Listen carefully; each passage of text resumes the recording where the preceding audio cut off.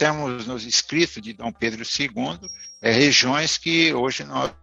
não temos mais na geografia, né? Geralmente é sempre visto o Dom Pedro II no Egito, por causa das pirâmides, que é bem conhecido. Mas ele subiu todo o rio Nilo, ele foi até Abu Simbel, e ele atravessou e chegou na Núbia, já era uma parte da Núbia, mas ele foi mais longe e chegou no que é hoje o Sudão. Então ele foi na África mesmo, para conhecer a região, que é justamente uma parte de africanos que tem no Brasil, saiu dessa região. Então ele teve o interesse de conhecer a região e também ele abriu o contato com todo o Egito. Então o Dom Pedro II, a viagem dele ela é bem ampla, quer dizer, ele conheceu aqui o Oriente Médio, né? E conheceu parte, então, da África do Norte. Ele conhecia algumas línguas antigas, como copta, ele tinha também conhecimento da língua copta, e ele também tinha conhecimento, ele estudava hieroglifo e discutia sobre várias traduções que ele fez de hieroglifos quando ele circulou no Egito. E aí, vamos dizer, mas é como jornais da época no Brasil, né, dizia, e lá vem Dom Pedro II com suas bugigangas, né, porque ele levava muitos livros, muitas anotações, vários instrumentos, né, que ele encontrava durante a viagem dele, e essas bugigangas, né, que os jornais diziam, hoje elas estão na Biblioteca Nacional e várias instituições no Brasil, e importante que no diário de Dom Pedro II, ele descreve a história, descreve a arqueologia, os hieroglifos, mas entre todos esses escritos você encontra textos que realmente é de alguém que tem uma busca do científico. Então, na época, o Egito, ele desenvolvia muito, muito bem as plantações, os canaviais, né, para cana-de-açúcar, e ele tinha também as usinas de açúcar, e que eram máquinas francesas que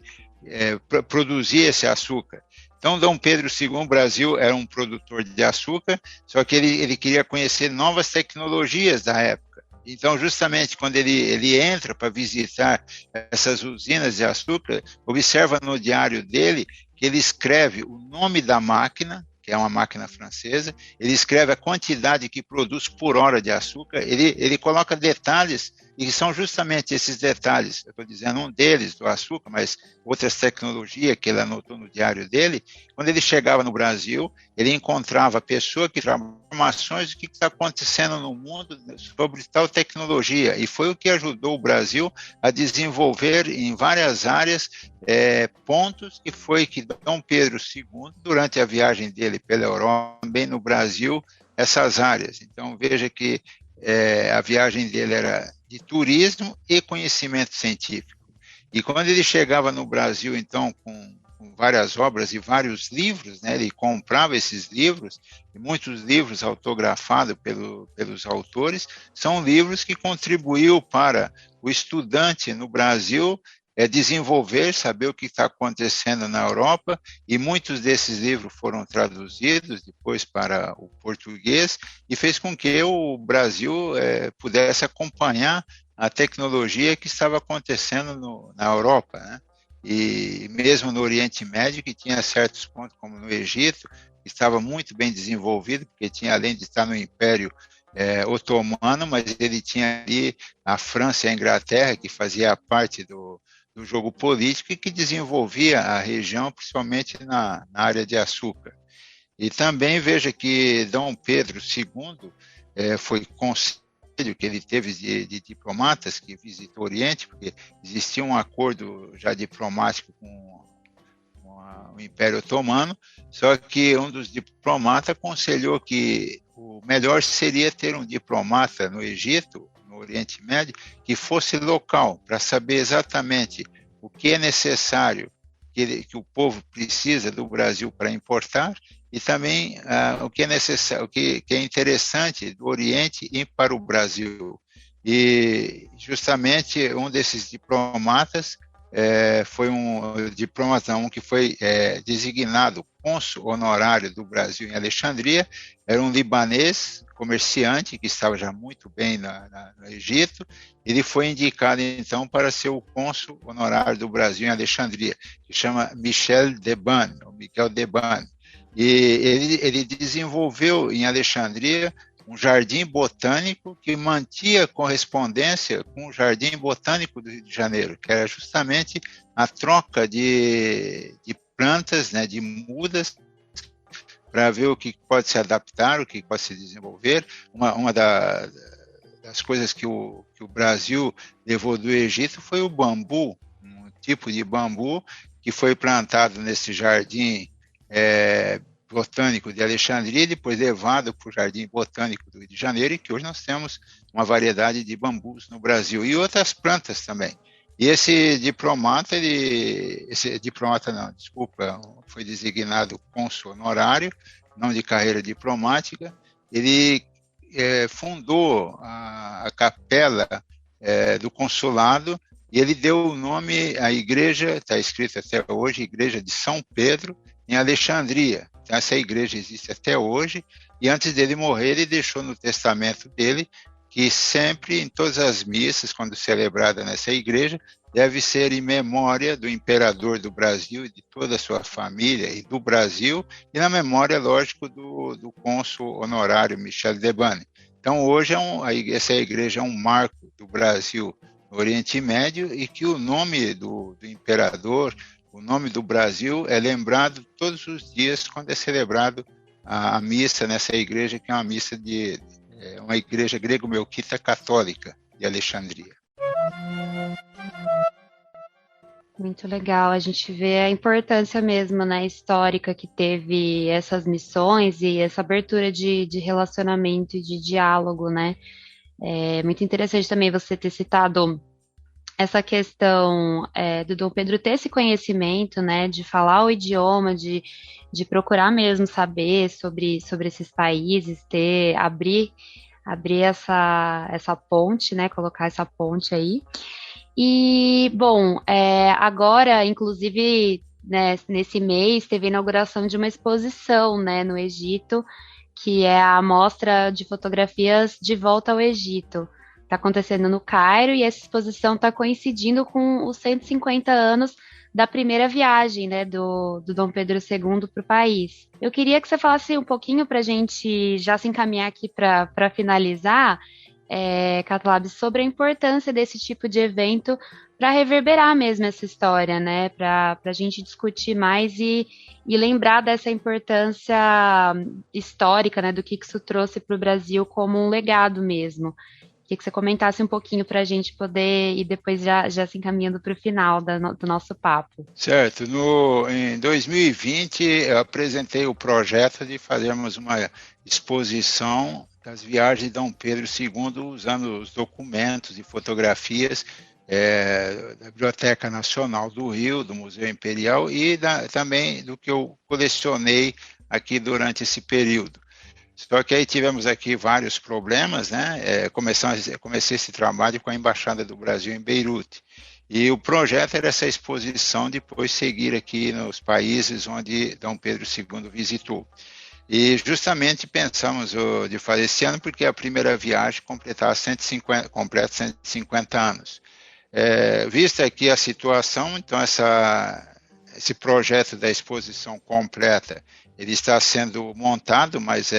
nós deixamos para o ano que vem. E no Egito, então, eles decidiram fazer a parte do Egito somente, utilizando, então, a coleção de fotografias de Dom Pedro II, que se encontra na Biblioteca Nacional. E fico honrado e feliz, foi que essa exposição, então, eles utilizaram o meu livro, né, e também mantivemos um certo contato com os organizadores para que essa exposição fosse realizada, que é praticamente baseado nas fotografias, não em documentos, da coleção de Dom Pedro II, que são fotógrafos aqui que circulavam aqui no Oriente Médio, eram principalmente franceses e ingleses e italianos que fotografaram. E nós temos essa riqueza que Dom Pedro II levou e que está hoje no Brasil. Então, a importância dessa exposição, desse evento, foi, e que o embaixador mesmo relata, dos árabes, né, principalmente no Egito, no caso, que foi organizada a exposição, a alegria deles verem essa ligação com o Brasil, com o Oriente Médio, quer dizer, o Brasil guardou uma certa ligação com o Oriente Médio através do imperador. Aí lembrando que Dom Pedro II, quando ele esteve em 1871 em Alexandria, ele passou a ser membro do Instituto do Egito, que é um instituto francês de estudos de história, de arqueologia. E ele fez conferência nesse instituto.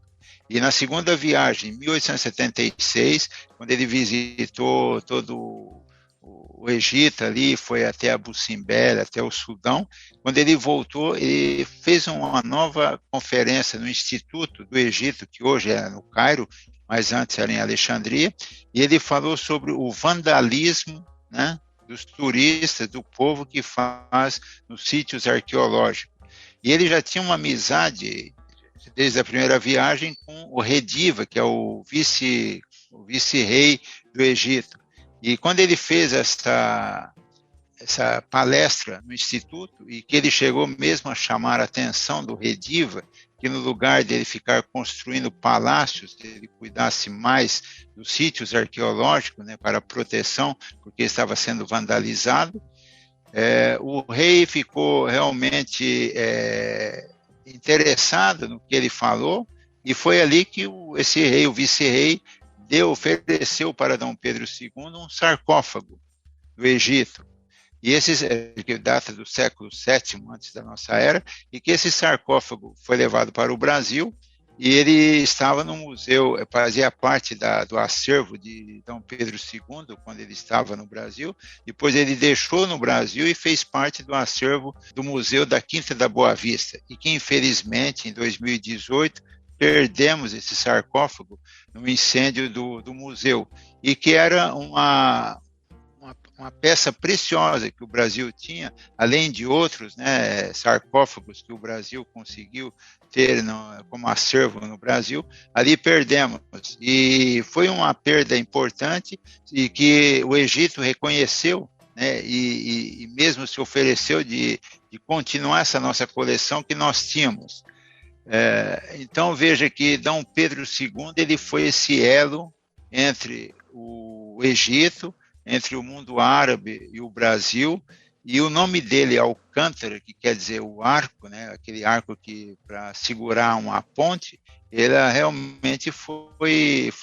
certa, porque ele foi esse arco que teve essa ligação já há 150 anos e continua até hoje uma forte relação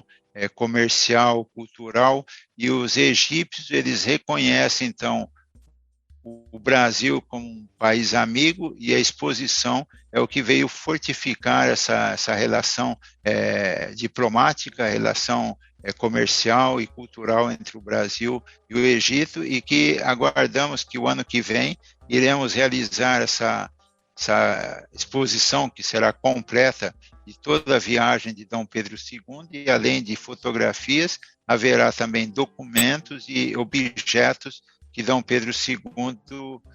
recolheu nessa época da viagem que ele esteve no Oriente Médio. Estamos aguardando também, então, para poder noticiar, falar aí sobre esse evento também no Líbano, que, como você bem lembrou aqui, teve super importância, né, nessas missões, nessa passagem do imperador pelo Oriente Médio. Katab, muito obrigada, viu, pela sua participação, por todas essas informações que você trouxe aí pra gente. Bom, fora esse projeto, né, que vocês estão planejando aí de levar para o Líbano, se tiver mais alguma coisa que você gostaria de citar, de projeto teu também, fica à vontade, eu já vou te agradecendo pela sua participação. Eu que agradeço a oportunidade de participar, e sempre um grande prazer de falar com vocês e falar sobre Dom Pedro II e falar dessa ponte, dessa união que nos liga. Veja que o Oriente geograficamente está distante do Brasil, mas ele está muito próximo humanamente, porque todo brasileiro sente isso quando visita o Oriente, principalmente o Líbano, e quando ele declara que ele é brasileiro, abre-se um grande sorriso, quer dizer, porque no geral, raros são um árabe, um libanês que não já esteve no Brasil